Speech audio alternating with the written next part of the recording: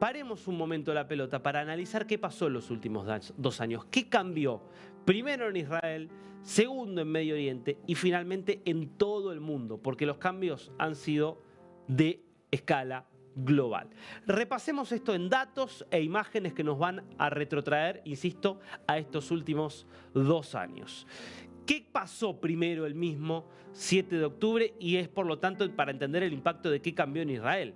1.200 personas fueron asesinadas, 251 personas fueron secuestradas. 10 millones de habitantes tiene Israel. Estados Unidos tiene casi 350, 330 millones de habitantes. Si nosotros escaláramos lo que significa 1.200 para Israel y quisiéramos ver una proporción similar de muertes en Estados Unidos, tendríamos que entender que es un 11 de septiembre multiplicado por 12. Insisto, imagínense al 11 de septiembre, a lo que significó sobre todo el ataque más letal del 11 de septiembre, que fue el que se desarrolló contra las Torres Gemelas, multiplicado en simultáneo por 12 en todos los Estados Unidos. No podemos ni dimensionarlo. Bueno, eso es lo que vivió Israel el 7 de octubre. 56 kibutzim que estaban en los alrededores de la Franja de Gaza, algunos a 1 kilómetro, a 2 kilómetros, a 3 kilómetros, 4 kilómetros, debieron ser evacuados. 200.000 personas terminaron siendo desplazadas y contamos los que viven en el sur y los que vivían en el norte, porque Hezbollah empezó a atacar al día siguiente, el mismo 8 de octubre, y eso significó el desplazamiento de muchas personas que vivían en comunidades fronterizas. Hoy decenas de miles siguen sin volver a sus casas. Por eso es que estamos hablando de una guerra que cambió por completo la mentalidad de Israel. La mentalidad que tenían los israelíes respecto de la disposición a convivir con un riesgo que consideraban bajo, un riesgo que podía ser de ataques a baja escala, que podía ser el terrorismo, desde el 7 de octubre se convirtió en la percepción de que su propia supervivencia estaba en riesgo, porque jamás demostró que podía provocar un daño que nunca los israelíes imaginaron que fuera posible provocar. Eso desata la guerra más larga que ha tenido Israel desde su creación en 1948. Una guerra que ha provocado ya 66.000 muertes en Gaza. Es realmente terrible, habla de la magnitud de esta guerra. De esas 66.000 personas, lo que estima Israel es que 20.000 eran terroristas y que el resto eran civiles que terminan muriendo como consecuencia de los ataques que buscaban desactivar a los terroristas y a sus instalaciones. Esto que sucede en todas las guerras, y es la razón por la cual las guerras son terribles, y es que siempre muere mucha gente inocente. Siempre en todas las guerras muere más gente inocente que la gente que es directamente responsable. Por eso siempre la guerra es algo que hay que tratar de evitar, a menos que no haya una vía alternativa para resolver los conflictos. Ahora, en el caso de esta guerra, a diferencia de lo que sucede en una guerra convencional, es acá el bando que recibe la mayor cantidad de bajas el que utiliza como estrategia las propias bajas. Es la única situación donde se da es esta, cuando hay un territorio que es controlado por un grupo terrorista y que efectivamente ha buscado en estos 2 años maximizar el número de bajas, sobre todo de bajas civiles, porque eso es lo que le ha permitido construir la narrativa del genocidio que ha tenido mucha aceptación en todo Occidente. ¿Qué más pasó? Además de esta guerra en Gaza que continúa hoy. Bueno, el 8 de octubre de 2023 empezó una guerra en el norte con Hezbollah, parte del eje del terror de Irán para rodear a Israel. Hezbollah, que pretendía realizar en sus túneles un ataque similar, no llegó a realizarlo, tuvo que hacer ataques con cohetes, y eso lleva a que Israel descabece por completo la cúpula de Hamas, mate a Hassan Nasrallah, el líder, mata después al líder que viene después, pero aparte queda toda la cúpula desarticulada con la operación de los Vipers que increíblemente logró introducir Israel en Líbano y suministrarlo en Hezbollah, quedó incomunicada y además una gran cantidad de miembros de élite de este grupo terrorista quedó o fue abatido o quedó fuera de posibilidad de combate. Y eso explica que hoy Líbano esté a las puertas de su posible liberación. Hoy el Líbano está avanzando el desarme de un grupo que controlaba y mantenía de rehenes a los libaneses. Esto puede ser una gran oportunidad para el Líbano si logra aprovechar el Estado libanés. En paralelo, Irán era el que manejaba a Hezbollah, el que había alentado a Hamas, el que había alentado a los hutíes desde Yemen.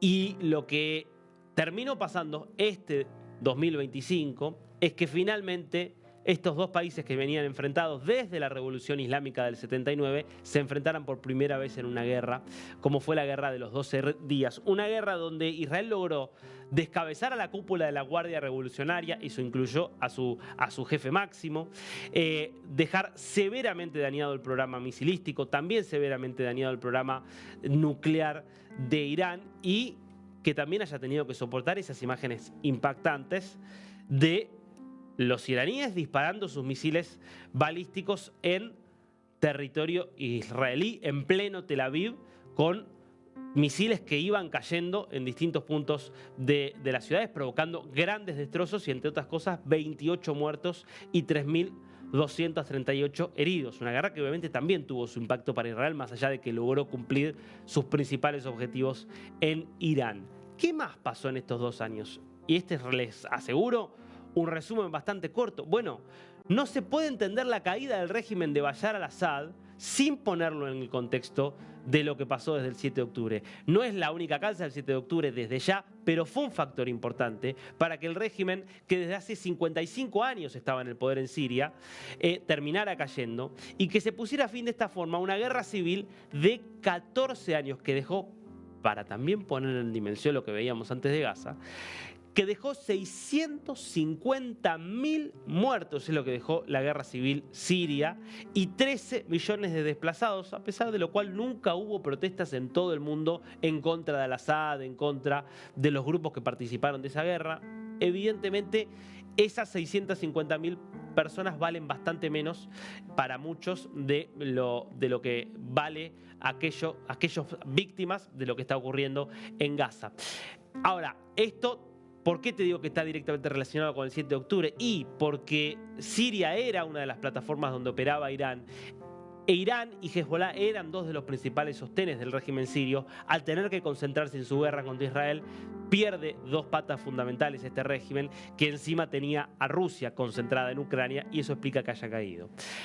Al mismo tiempo, el antisemitismo crece en el mundo como nunca antes desde el Holocausto, es decir, en ese periodo abierto, desde la caída del Tercer Reich y su derrota en la Segunda Guerra Mundial hasta ahora, nunca antes había habido tantos incidentes antisemitas en un aumento tan exponencial como el que se vivió en estos 2 años. Números solamente del año pasado: 9.354 incidentes en Estados Unidos, 8.600 en Alemania, 3.500 en Reino Unido, 1.600 en Francia. Muchos de estos incidentes violentos. El último, el más reciente, en Francia, con 2 judíos en una sinagoga asesinados por un terrorista islámico de origen sirio, justamente, fíjate vos, que hablábamos recién de la caída del régimen de Bashar al-Assad. Esto lo conversábamos recién con Kevin Levine, esto que ha marcado una herida en Occidente, que ha mostrado que un antisemitismo que antes estaba agazapado hoy tuviera y tenga un nivel de aceptación que nunca antes habíamos visto, por lo menos no desde la Segunda Guerra Mundial. Y lamentablemente genera esta pregunta: ¿realmente esto es algo por un tiempo, es temporal? ¿O definitivamente se terminó de alguna forma esa tregua que habían tenido las comunidades judías en buena parte del mundo desde la Shoah? Y volvemos a una dinámica que es una dinámica bastante más común a lo largo de la historia, durante siglos, y es una dinámica de persecución contra los judíos, así como otras minorías también, por supuesto, han sufrido persecuciones. Bueno, esa es la gran pregunta. Esto es parte también de la crisis fenomenal de Occidente, una crisis de liderazgo que claramente se acentuó desde el 7 de octubre de 2023, que, como lo vemos muy rápidamente en este repaso, cambió de cuajo las reglas del orden mundial.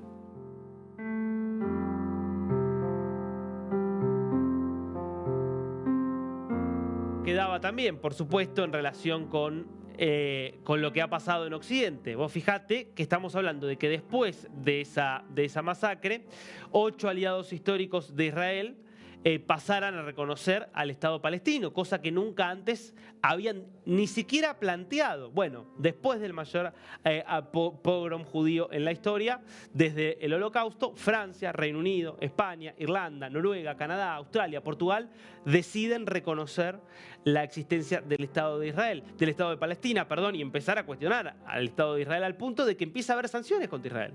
La Corte Penal Internacional, que no ha emitido sanciones contra grandes criminales y violadores de derechos humanos en los últimos años, por ejemplo Nicolás Maduro, para hablar de uno con causa abierta, muy rápidamente emite una contra Benjamín Netanyahu y contra Yoav Galán, que era su secretario, su ministro de Defensa en la primera parte de la guerra, con el argumento de que está cometiendo violaciones a los derechos humanos en una guerra que es en definitiva una guerra contra el terrorismo, una guerra donde busca recuperar a los rehenes. Y países como Reino Unido, España, Países Bajos, Bélgica, anunciaron sanciones armamentistas contra Israel. Suspensión de contratos, exclusión de ferias de exhibición de armas, toda una serie de medidas que están al punto incluso de avanzar hacia medidas de sanciones económicas. Esto está siendo discutido hoy contra un país que en definitiva desde hace 2 años está tratando de combatir contra una amenaza terrorista que busca su destrucción, pero que busca también la destrucción de todo Occidente.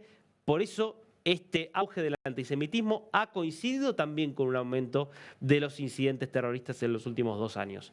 Por eso digo, y lo reitero, el 7 de octubre ocurrió en Israel, físicamente ocurrió en Israel, pero sus consecuencias han afectado a todo el mundo y han puesto en evidencia la crisis de Occidente, un Occidente que parece haber perdido hace mucho tiempo la brújula y este ataque lo ha mostrado muy claramente.